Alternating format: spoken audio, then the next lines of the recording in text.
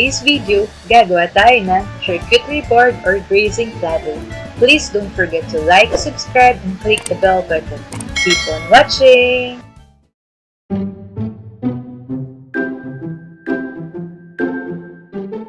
Okay, first, let's prepare our ingredients. Boil muna natin ng sausage and pepperoni.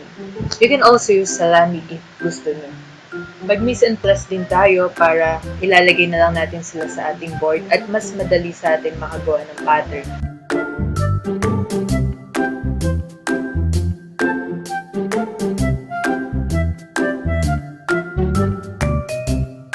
So let's start! Ang ginawa namin ay rotational.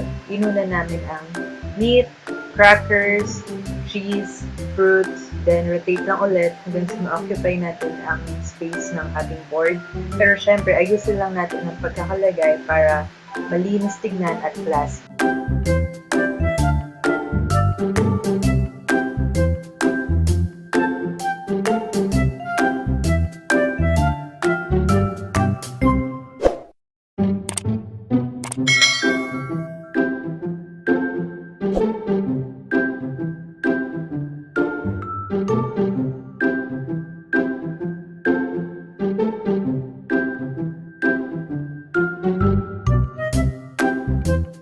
Sa paggawa ng grazing platter or cheese platter, magagamit natin ang ating creativity at imagination. Ayusin lang natin ang ating paglalagay and in the end, pwede tayo mag-final touches bago natin ito iserve.